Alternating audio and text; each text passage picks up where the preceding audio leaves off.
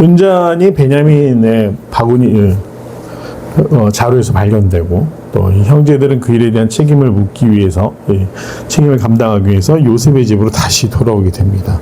참 곡식 한번 얻고 고향으로 돌아가는 것이 너무나 힘듭니다. 왜 이런 일이 생겼는가? 요셉이 형들을 불러 세운 것은 그 베냐민에게 어떻게 하는가?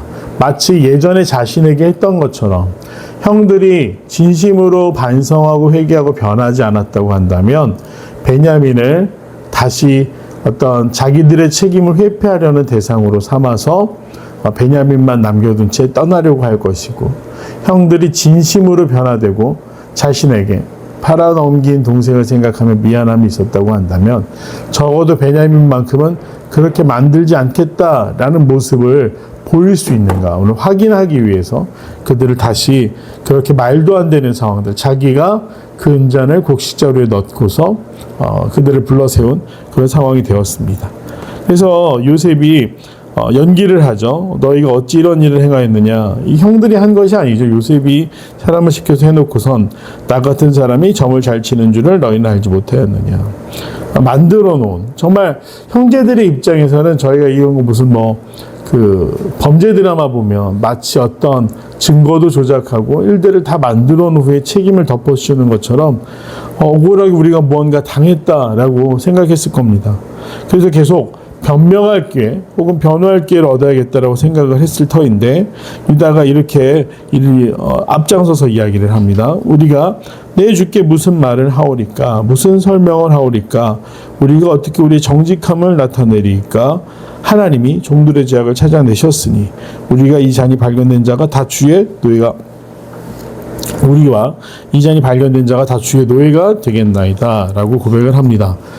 분명히 앞서서 말씀드렸지만 형들 르우벤이 있었지만 르우벤은 아버지 침상을 더럽혔으므로 장자로서의 권위가 땅에 떨어지게 됩니다. 시므온은 갇힌 상태고 레위도 성격이 급한데 또 욱하는 것이 있어서 말하기에 적당하지 않았고, 넷째 어떤 유다가 온 형제를 대표해서 정말 달변가 아닙니까? 우리가 어떻게 하겠습니까? 3번이나 완곡하게 이야기를 하면서 자신이 말을 할 수 있는 기회를 달라고, 그리고 말을 할 수 있는 기회를 달라기 이전에 우리가 주의 노예가 되겠다, 모든 형제가 함께 책임을 지겠다고 얘기합니다.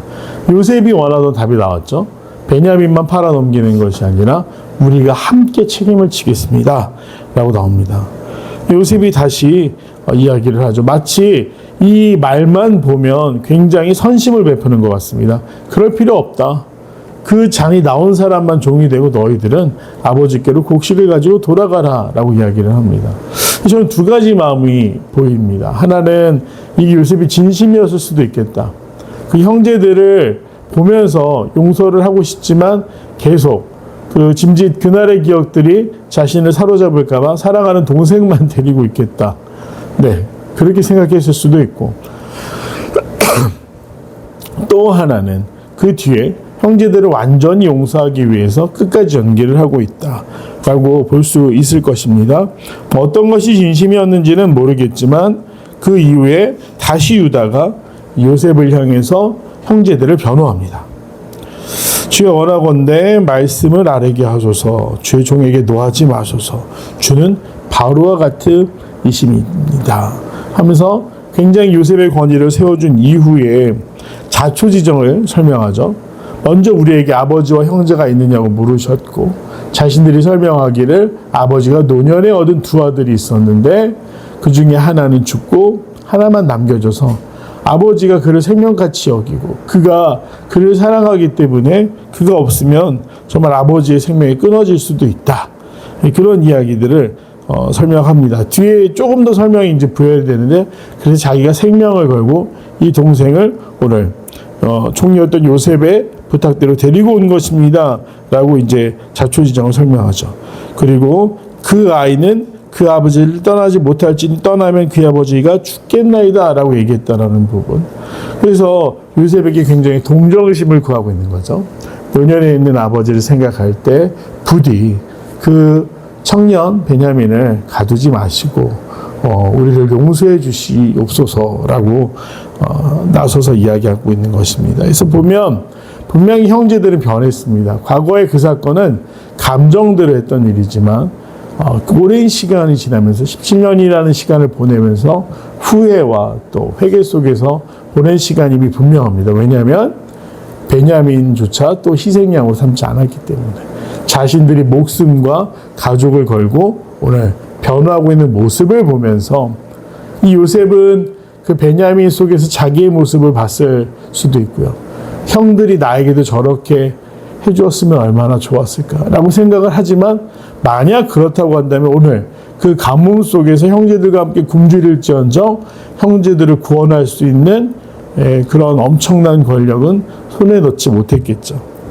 그래서 아마 요셉의 마음은 굉장히 복잡했겠지만 그 모든 일이 마지막 최종적으로 하고 있는 요셉의 고백을 통해 우리가 알 수 있는 것은 요셉도 그 긴 시간 동안 이것이 하나님이 이때를 위해 나를 준비시키셨다라는 것을 깨달았고 또 형제들도 그 긴 시간 동안 자신들이 했던 잘못에 대해서 돌아보고 회개하는 시간을 가졌다라는 거. 그래서 이제 성숙하여 서로를 마주한 형제들의 모습을 볼 수가 있습니다.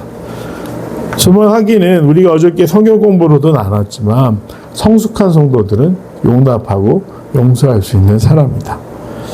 오늘 내용 한 차를 보면서 다시 한번 정리해 보도록 하겠습니다. 1번, 유다는 은잔 사건에 대해 어떻게 책임지겠다고 제안을 합니까? 우리와 이잔이 발견된 자가 다 주의 노예가 되겠나이다. 중요한 것은 우리와가 붙었다라는 거죠. 이잔을 발견한 사람은 노예로 삼으십시오가 아니었습니다. 우리와, 즉 형제들이 함께 그 책임을 지겠다. 그 값을 치르겠다라고 이야기를 합니다. 유다는 자신들이 베냐민만 남기고 떠날 수 없는 이유를 어떻게 설명합니까? 아버지가 노년의 아들 중에 하나는 죽고 남겨진 형제입니다. 아버지가 그를 사랑합니다. 그 아이는 그 아버지를 떠나지 못할지니 떠나면 그의 아버지가 죽겠나이다. 이런 말들로 굉장히 감성적으로 요셉에게 어떻게 보면 동정을 구하고 있는 것입니다. 아버지가 노년의 아들이고 아버지가 그를 사랑함으로 떠날 수가 없습니다. 라고 변호합니다. 연구와 묵상 3번, 유다는 왜 맏형인 르우벤이 있음에도 자신이 책임지려 합니까? 앞서 말씀드렸지만 르우벤은 아버지의 첩과 동침하여 아버지께 죄를 지었습니다. 형제로서의 권위가 바닥에 떨어진 것이죠. 둘째는 갇혔고 셋째는 그렇게 형제들을 대변할 정도로 이성적이지 못했습니다. 그래서 유다가 정말로 말도 너무나 잘하고 또 자기가 어떻게 말해야 상대방이 들을 수 있는지 굉장히 신중하고 사려가 깊은 사람이었다라는 것을 오늘 형제들 앞서 변호의 역할을 자청하는 것을 보며 우리가 알 수 있습니다. 느낀 점입니다. 4번, 과거 자신이 요셉을 팔자고 제안했던 죄를 직면하고 베냐민을 책임지려는 유다의 모습에서 무엇을 느낍니까? 진심으로 그 일을 뉘우치고 있다. 형제들도 이제 원숙해져서 감동이나 질투, 이기적인 모습은 내려놓고 이제 사실 형제들이 원래 이기적인 사람들이었다기보다는 편애가 그것을 불러왔지만 결국 굉장히 성숙한 모습을 보이고 있다. 함께 책임지려는 모습을 보이고 있다. 베냐민을 책임지려는 유다의 모습에서 정말 나중에 정말 이스라엘 족속을 대표하는 사건, 그 다윗이 왕이 되는 일, 유다 지파에서 나오게 되고 그걸 감당할 만한 어떤 그런 성품들을 보이고 있죠. 결단과 적용입니다. 최근 내가 외면하거나 회피했던 죄는 무엇입니까? 과거의 죄를 직면하고 책임을 다하기 위해 오늘 무엇을 실천하겠습니까? 우리가 어떤 잘못을 하는데 만약 그 죄가 쉽게 들통이 나거나 내가 하나님 앞에서 너무나 찔림이 있어서 바로 회개할 수 있다면 그건 축복입니다. 잠깐 망신을 당할 수 있겠지만 내가 그 죄를 끊어낼 수 있다면 그건 정말 진심으로 축복입니다. 그런데 사람들이 대부분의 죄를 부끄러워하면서도 걸리지 않으면 끊어내지 못하는 경우들이 있습니다. 교회 안에 여러 가지 교회 리더십들, 목회자뿐만 아니라 교회 리더십들이 무너질 때 보이는 그런 부끄러운 모습들, 외도, 배임, 횡령, 이런 일들이 교회를 굉장히 힘들게 하기도 하고, 사회에서도 마찬가지입니다. 교회뿐만 아니죠. 사회에서도 벌어지는 그런 일들. 이 땅의 지도자들이 지금 백성들 앞에 떳떳한 사람이 누가 있겠습니까? 그런 것들을 볼 때 걸리지 않는다고 해서 죄가 없는 게 아님에도 불구하고 어리석게도 끝까지 그것을 덮어두기만 한다면 나중에 우리가 어저께 읽었던 로마서 14장의 말씀처럼 하나님 앞에 가서 내 혀가 다 증언할 터인데 무슨 소용이 있겠습니까? 그래서 우리가 만약 끊어내지 못하는 죄가 있다든지 하나님 앞에 인정하지 못하거나 감추인 것들이 있다고 한다면 언젠가는 다 드러날 수밖에 없다.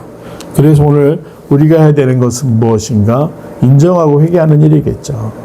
또한 내가 이러한 죄 가운데 빠지지 않았다고 한다면 깨어서 하나님 나를 계속 올바른 길로 갈 수 있도록 인도해 주시옵소서 라고 간구하는 기도가 있어야만 우리가 실족하지 않고 정말 천성을 향한 그 순례 여정을 잘 감당할 수 있으리라고 생각해 봅니다. 오늘 말씀을 보면서 형제들도 성숙해졌고 또 요셉 또한 그 일을 형제들이 완전히 변화했는지를 확인하는 그 과정 가운데 나중에 어떻게 됩니까? 형제들 앞에서 정말 밖에 있는 모든 사람들이 들을 정도로 울부짖으면서 그 형제들을 향한 마음을 표현하지 않습니까? 그래서 오늘 다필그린 교회도 서로의 허물을 덮어줄 수 있고 또한 우리가 하나님 앞에서 언젠가 그 모든 것이 드러난다라는 마음으로 늘 깨어 경건한 삶에 경건한 길에 서실 수 있는 믿음의 성도들이 되시기를 간절히 소망합니다. 기도하겠습니다. 은혜와 자비가 풍성하신 아버지 하나님, 주님 늘 깨어있게 하시고 설령 우리가 유혹에 빠지더라도 죄를 짓게 될지라도 그것을 아버지 앞에 속히 아뢰므로 우리의 믿음을 지킬 수 있도록 우리의 거룩함을 지킬 수 있도록 하나님 함께하여 주시옵소서. 주여 보이지 않는다고 없는 것이 아니고 걸리지 않았다고 죄가 사라지는 것이 아니라는 것을 깨닫고 이 땅을 통치하는 지도자들과 위정자들이 또한 우리 귀한 성도들이 늘 깨어 하나님 앞에 경건의 삶을 지켜나갈 수 있도록 성령께서 우리 삶을 조명해 주시고 인도하여 주시옵소서. 주님, 우리는 죄를 이길 수 있는 힘이 없습니다. 우리 함께하여 주시어서 주님이 힘주실 때 능히 감당할 수 있사오니 성령의 놀라운 은혜로 우리를 붙들어 주시옵소서. 감사드리오며 사랑하는 예수님의 이름으로 간절히 기도드립니다. 아멘.